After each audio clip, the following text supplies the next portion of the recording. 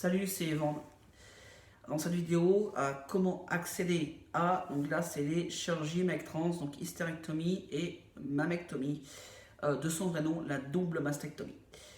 Dans cette vidéo, je vais vraiment parler des deux puisque la base est commune. Alors après, il y a des petites différences et je ferai les dérivations à ce moment-là. Alors de base, si vous souhaitez avoir un aval psychiatrique ou psychologique, donc le fameux certificat psy, si c'est une demande de votre part, il n'y a pas de problème. Mais sachez que ça n'est pas une obligation. Il n'y a techniquement aucune obligation d'emmener ce genre de papier-là. Officiellement, il n'y a pas d'obligation non plus. Enfin, je veux dire, au niveau de la Sécu, ils ne peuvent pas vous dire, bah non, vous n'avez pas de papier psy, on ne fera pas. Ils n'ont pas le droit de le faire. Ils n'ont pas le droit de faire ça. Ils se mettent hors la loi directement. Donc, les codes de la Sécu sont clairs, c'est non soumis à un temps préalable, il n'y a pas besoin d'avoir un avis psychiatrique ou psychologique avant ces opérations-là quand on est une personne trans. Donc, si c'est ce que vous souhaitez, alors dans ces cas-là, il n'y a pas de problème. Si c'est une imposition, euh, bah, vous prenez le risque en fait de passer par un médecin que vous n'avez pas spécialement envie de voir et ça va vous laisser un goût amer dans tout ça en fait. Après, vous faites comme bon vous semble, c'est votre choix, c'est votre droit, vous faites ce que vous voulez avec l'aval psy. Quand je dis l'aval, c'est le certificat. Vous faites ce que vous voulez, c'est vous qui voyez. Vous le prenez pas, enfin voilà. Donc, elles sont mises en temps de préalable, il n'y a pas besoin d'avis psy. Il faut aller voir déjà le généraliste pour qu'il vous fasse les prescriptions, pour le parcours coordonné, pour être mieux pris en charge. Enfin, moi personnellement, j'ai été pris en charge correctement sans être passé par le généraliste, mais bon, euh, je le cite quand même parce que c'est officiel, c'est un texte officiel, il faut normalement passer par le généraliste avant toute chose. Donc, et pas que pour les personnes trans, c'est pour tout le monde. De là, le généraliste va vous faire les prescriptions pour le gynécologue obstétricien pour l'hystérectomie et pour le chirurgien plasticien et reconstructeur pour la mamec. Alors, pour l'hystérectomie, c'est obligatoirement un chirurgien, un gynécologue qui est chirurgien, donc obstétricien.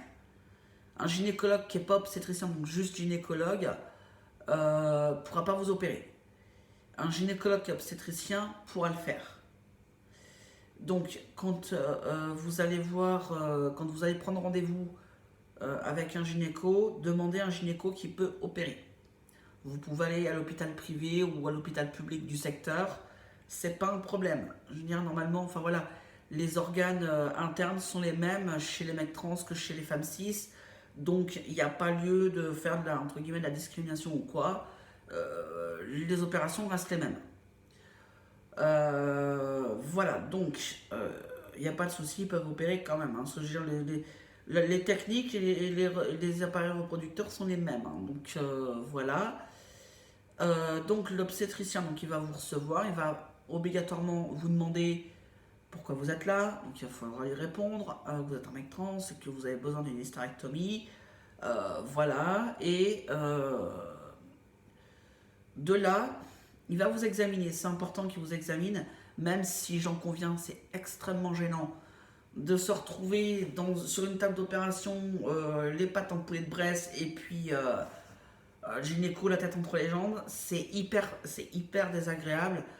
Je vois pas pour tous, hein, certains ça leur pose pas de problème, mais pour pas mal d'entre nous, ça peut être hyper gênant. Mais voilà, du moment où vous avez vu cette vidéo, vous savez que que ça va arriver, ou cette vidéo-là ou d'autres, hein, peu importe. Mais voilà, en général, les examens, c'est pour déterminer la méthode opératoire, donc la technique, c'est-à-dire est-ce qu'ils vont pouvoir passer par voie basse pour tout faire, est-ce qu'ils vont ouvrir comme une césarienne, est-ce qu'ils vont faire la célioscopie. Voilà, le gynéco, lui, il a besoin de savoir par où il va devoir faire passer ses instruments pour vous opérer. D'où l'intérêt de l'examen. Alors après, il y a toujours la possibilité de faire une échographie, mais une échographie, c'est un coût, c'est du temps.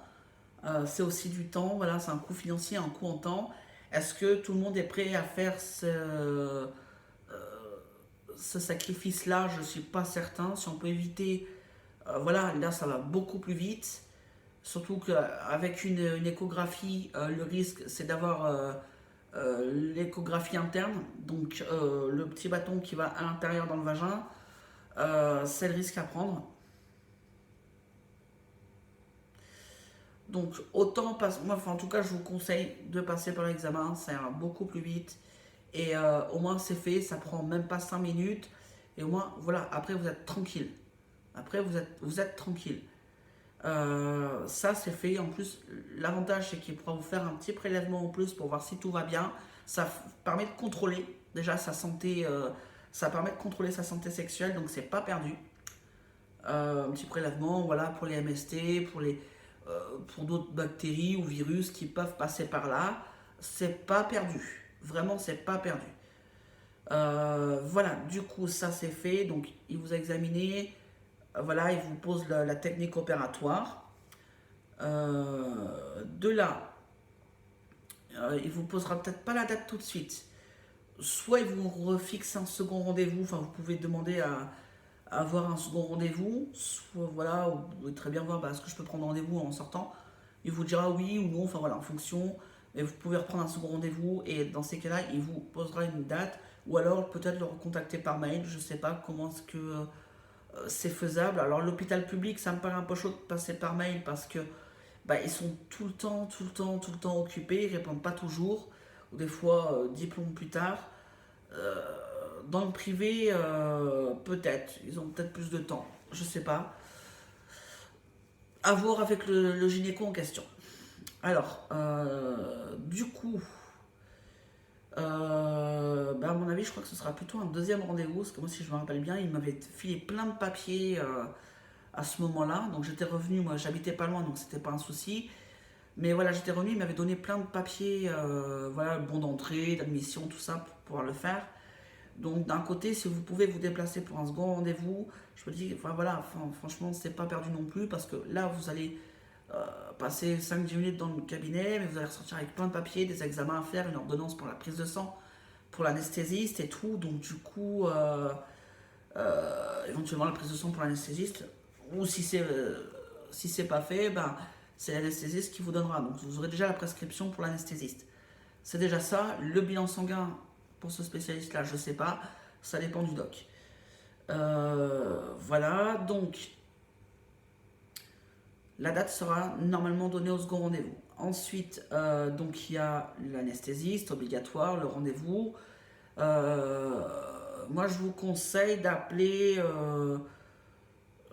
rapidement. Enfin, voilà, si vous passez, genre par exemple par un hôpital public, vous sortez de votre rendez-vous, vous avez votre date d'opération, allez voir directement au service anesthésie.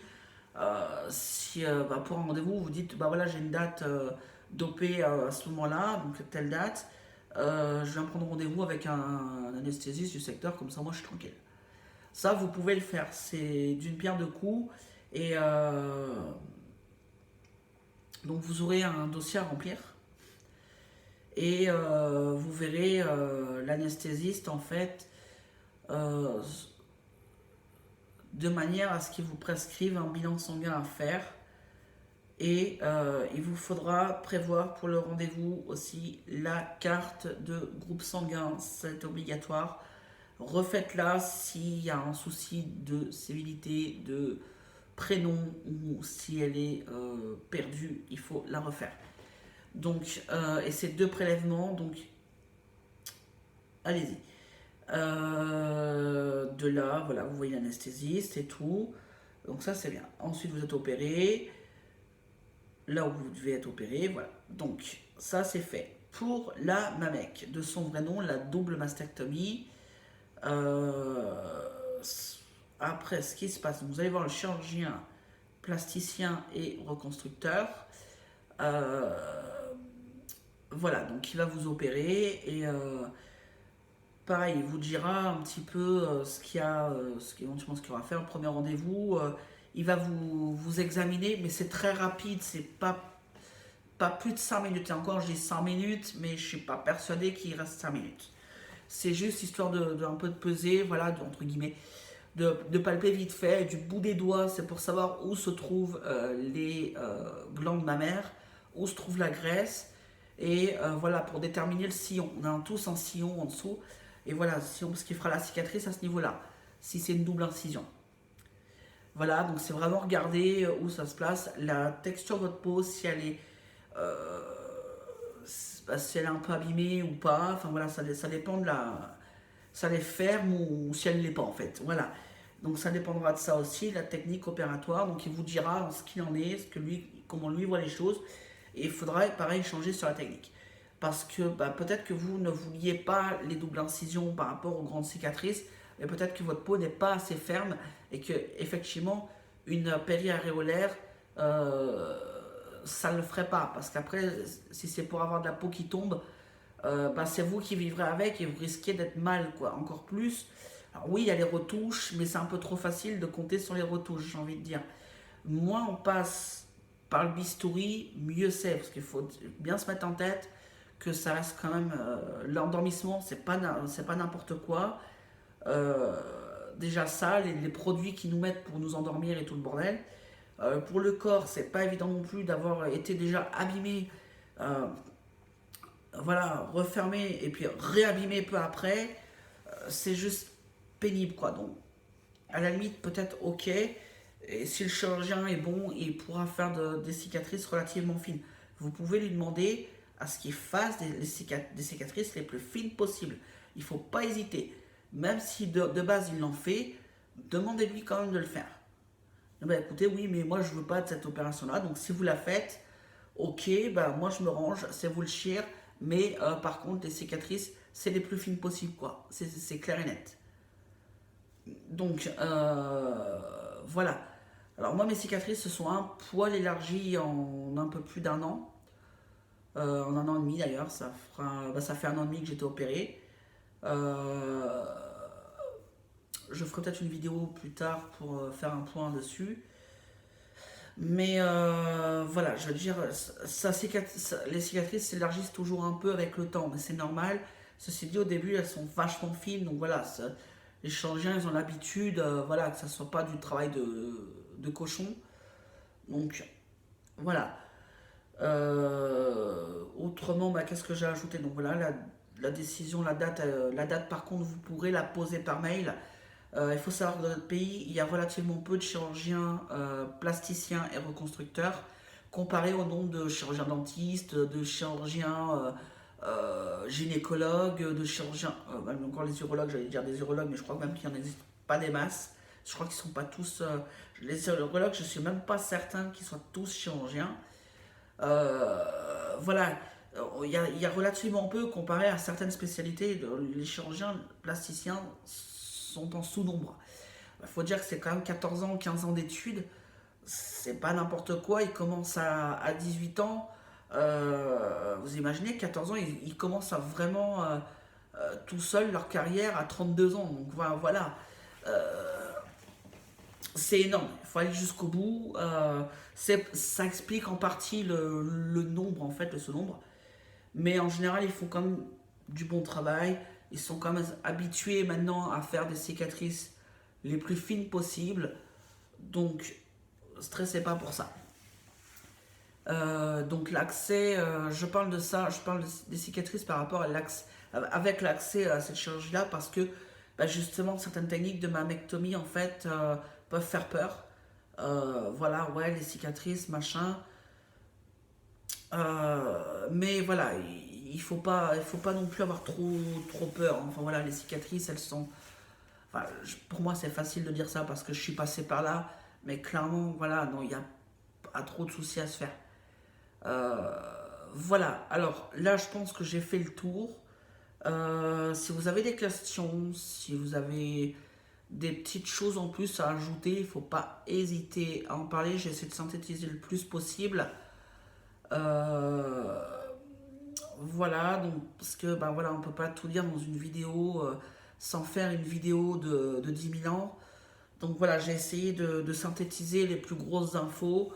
Et voilà, donc surtout, voilà, restez vous-même, enfin, soyez vous-même, restez vous-même. Et voilà, votre parcours, c'est le vôtre.